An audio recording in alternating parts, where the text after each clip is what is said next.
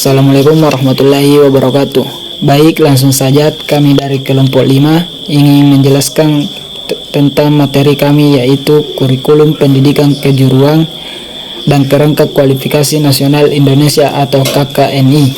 Adapun anggota kelompok kami yaitu saya sendiri Adrian, 2 Muhammad Aras, 3 Zulkifli, 4 Khairil Nas, 5 Windy, 6 Suci Ramdana, 7 Mutia Rahmania.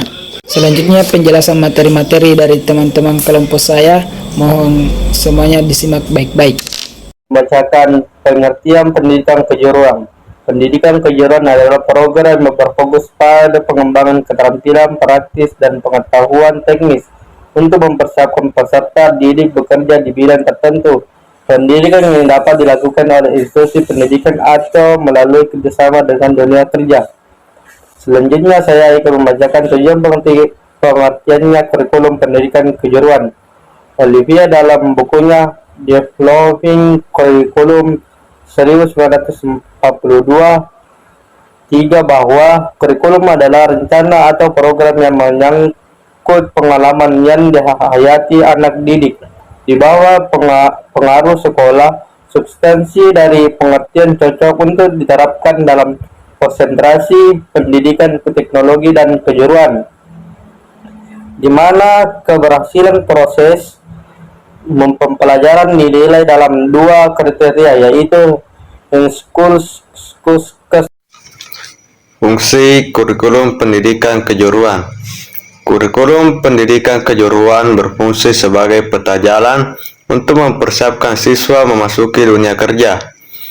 Ia menentukan apa yang harus dipelajari atau biasa disebut kompetensi, bagaimana belajar atau proses pembelajaran, dan bagaimana menilai hasil belajar atau penilaian. Kurikulum ini dirancang agar siswa memiliki keterampilan praktis, pengetahuan teknis, dan sikap kerja yang dibutuhkan oleh industri. Kerangka Kualifikasi Nasional Indonesia atau KKNI. Kerangka Kualifikasi Nasional Indonesia adalah sistem yang menetapkan standar kualifikasi tenaga kerja Indonesia berdasarkan jenjang kompetensi. Terdiri dari 9 jenjang. KKNI menyelaraskan pendidikan, pelatihan, dan pengalaman kerja dengan kebutuhan dunia usaha dan industri. Sistem ini juga menjadi referensi dalam pengembangan kurikulum, sertifikasi profesi, dan mobilitas tenaga kerja, serta mendorong pembelajaran sepanjang hayat. Ditetapkan melalui Peraturan Presiden Nomor 8 Tahun 2012. KKNI berperan penting dalam menjamin kualitas pendidikan dan relevansi lulusan di dunia kerja. Penjelasan singkat setiap poin tentang pentingnya kurikulum pendidikan kejuruan. Yang pertama, mempersiapkan tenaga kerja terampil. Kurikulum dirancang untuk menghasilkan lulusan dengan keterampilan khusus yang siap kerja, mengurangi kesenjangan antara kebutuhan industri dan kompetensi lulusan. Yang kedua, meningkatkan daya saing nasional, menghasilkan tenaga kerja berkualitas yang mampu bersaing secara global, membantu pertumbuhan ekonomi. Yang ketiga, adaptasi terhadap perkembangan teknologi. Kurikulum diperbarui secara berkala agar lulusan tetap relevan dengan kemajuan teknologi dan kebutuhan industri modern. Selanjutnya, yang keempat, pengembangan karakter dan soft skills. Tidak hanya berfokus pada keterampilan teknis, tetapi juga karakter seperti etika kerja, komunikasi, dan kerja tim. Yang kelima, mendorong kewirausahaan, membekali peserta didik dengan keterampilan untuk menciptakan lapangan kerja sendiri dan menumbuhkan jiwa kewirausahaan.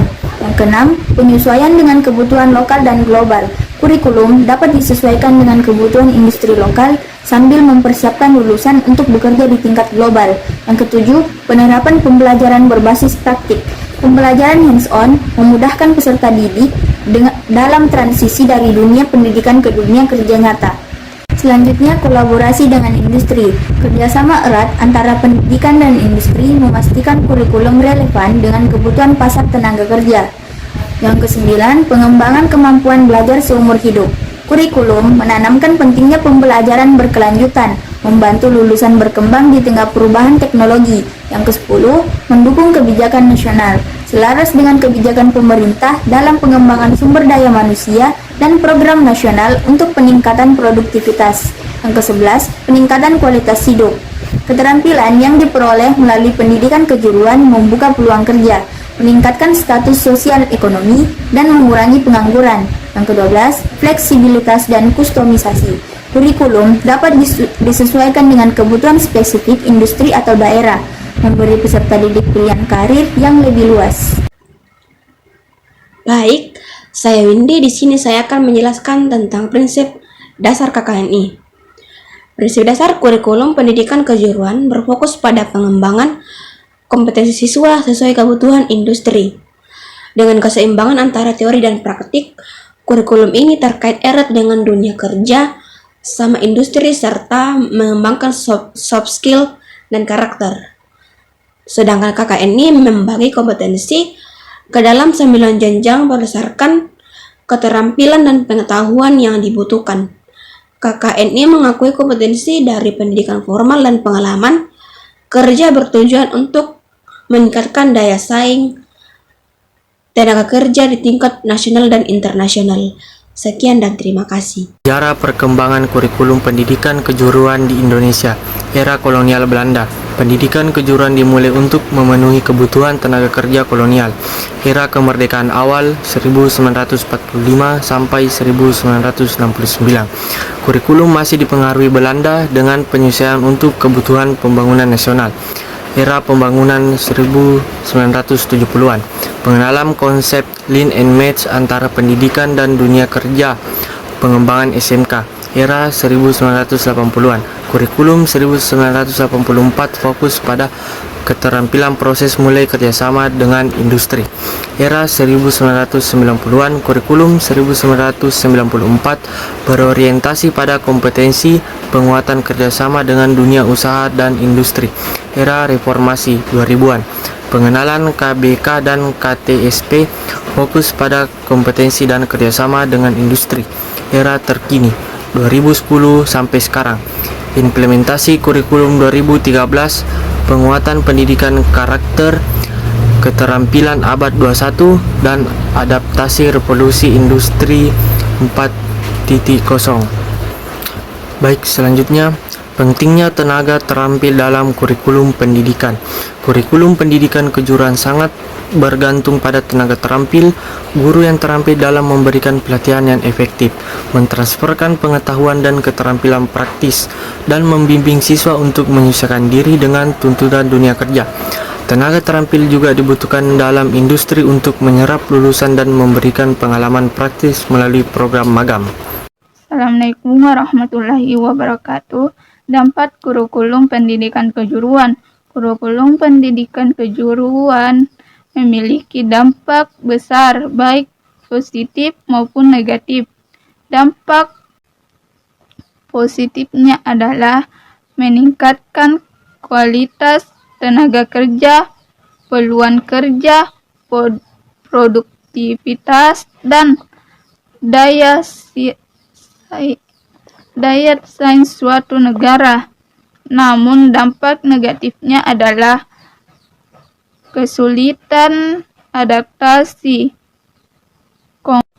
kesenjangan kompetensi, ketertibaan fasilitas, dan kurangnya guru kompeten untuk minimalkan dampak negatif. Perlu dilakukan pembaruan kurikulum, kerjasama dan industri, peningkatan fasilitas, dan peningkatan kompetensi guru.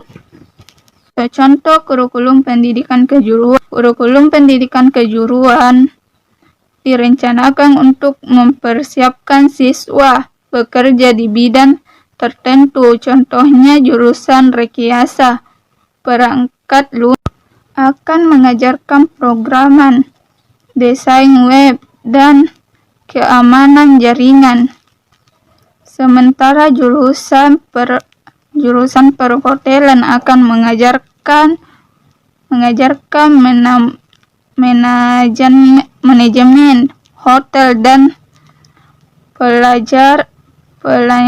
pelayanan, namun kurikulum ini dibuat sesuai dengan kebutuhan industri dan pasar kerja. Terima kasih. Assalamualaikum warahmatullahi wabarakatuh. Selanjutnya adalah kesimpulan. Kurikulum pendidikan kejuruan memainkan peran vital dalam mempersiapkan tenaga kerja terampil yang mampu memenuhi tuntutan dunia industri yang terus-menerus berkembang. Evolusi kurikulum pendidikan kejuruan di Indonesia mencerminkan upaya berkelanjutan untuk menyesuaikan diri dengan perubahan teknologi dan kebutuhan pasar kerja. Kerangka Kualifikasi Nasional Indonesia atau KKNI telah menjadi instrumen penting dalam standarisasi dan penjaminan mutu pendidikan kejuruan. KKNI menyediakan kerangka acuan yang jelas untuk menyelaraskan capaian pembelajaran dengan kebutuhan industri dan standar kompetensi nasional. Terima kasih. Baik, mungkin sampai di sini penjelasan materi dari kelompok kami. Kurang dan lebihnya mohon dimaafkan. Dan saya akhiri dengan ucapan wassalamualaikum warahmatullahi wabarakatuh.